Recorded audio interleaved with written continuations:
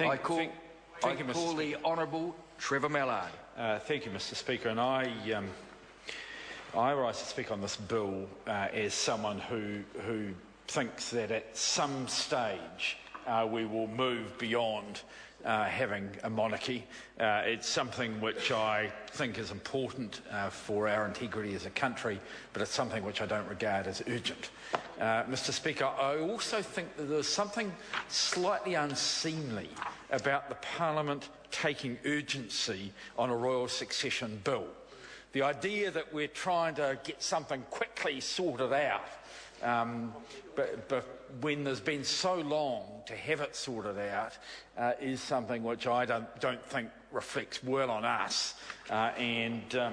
If people in London do look back, if they have any consideration of what we're doing here, and I doubt that they are taking much interest in it at all, they will just ask the question about why this legislation could not have been dealt with properly in an ordinary time rather than as some urgent matter to be pushed through because of a current pregnancy.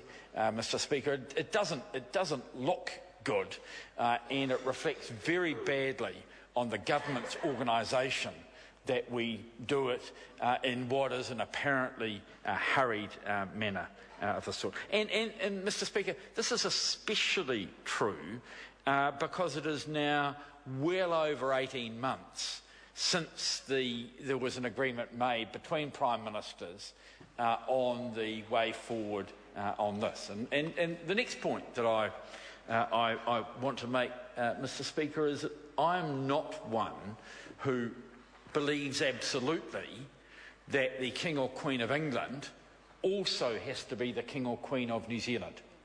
I think as an independent nation, a country with our own constitutional integrity, it is and should be open to us to choose to have a different set of rules for succession in New Zealand than the people of the United Kingdom choose to have for themselves through their changes. And Mr. Speaker, and therefore that is why I think it is important that this bill gets a full consideration at the Select Committee, and I understand that is to be the case. We're not going to have a shortened arrangement at the Select Committee.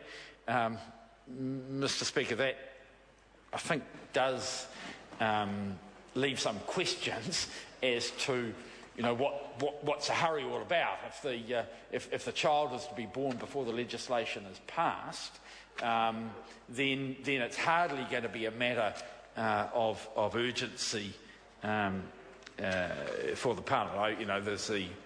There's of course the terrible possibility of an accident or something which might involve it would be 3 generations of the royal family, and I can accept that it is important to get this sorted out as soon as possible, but that's an argument for the bill being introduced and proceeded with at first reading earlier than now. Mr. Speaker, so the first point really is a rejection of the need for absolute coordination between nations on the question of royal succession and the ability of New Zealand to assert its own rights in this matter.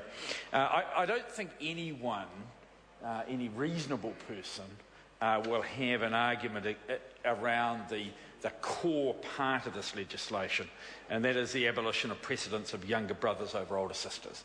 I think that it's something which was not appropriate in the past. It's actually been some time since it actually did apply, in fact.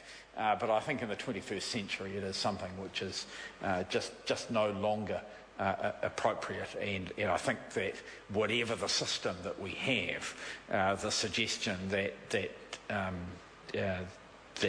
males take precedence over females when it comes to succession is just wrong. Mr. Speaker, it then comes to the next really fundamental question, and that is the question of the relationship between the Queen of New Zealand and the Church of England.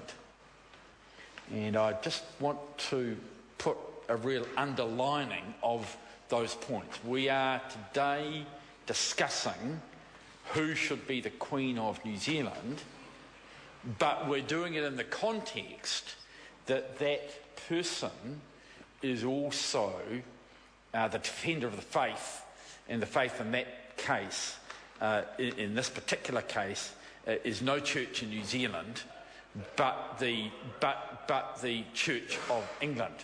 And Mr. Speaker, it's one of the points on which I think there should be reasonable debate about whether, in fact, New Zealanders could accept having someone who is a Catholic who is their monarch. In this particular case, we're talking now about the abolition of exclusions of people who marry Roman Catholics, but I think it does open up the fundamental question about whether the King or Queen of New Zealand could be a Roman Catholic, and whether we would automatically exclude someone on the basis of their religion. And Mr. Speaker,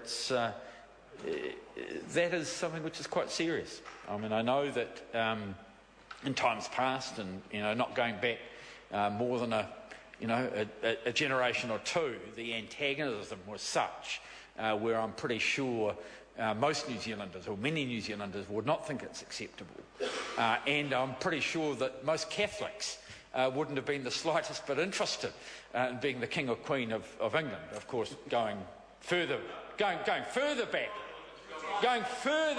of course, it was something which was common. And so I just want to leave with the House, on this particular question, the question of whether we want to tie our law so tightly that a person is automatically excluded from being the King or Queen of New Zealand because of a role being the defender of the faith, i.e. the Church of England. In my view, that goes too far. The next question is the abolition of the requirement of the Royal Marriages Act 1772 that all of the descendants of King George II must seek the sovereign's consent to marry. Mr. Speaker, we know that this doesn't happen now. We know that that actually it's a much more limited group. What the bill does is tie it back to the first 6 people in line for the throne and make those people require them to have the sovereign's consent. And Mr. Speaker, I think this is a clause which also needs to get very careful consideration.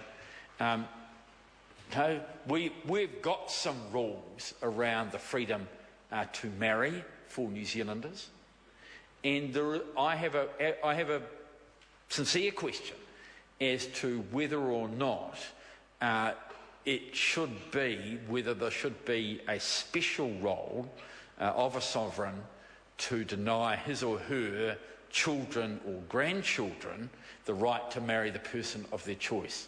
Mr. Speaker, this has occurred on occasion.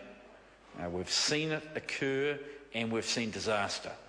We've seen in the current or the generation of the current sovereign's children a number of relationships which have not worked as a result of the people not being able to marry the person with whom they had what might be considered their primary and their first relationship. That's not been healthy for that family. And my question is whether we want to continue that sort of arrangement. Mr Speaker, I will support this bill to the Select Committee. I look forward to the submissions and it's going to be interesting to see whether government members are prepared to have a country which stands up for itself. Call Dr Kennedy Graham. Thank you, Mr Speaker. The bill before us proposes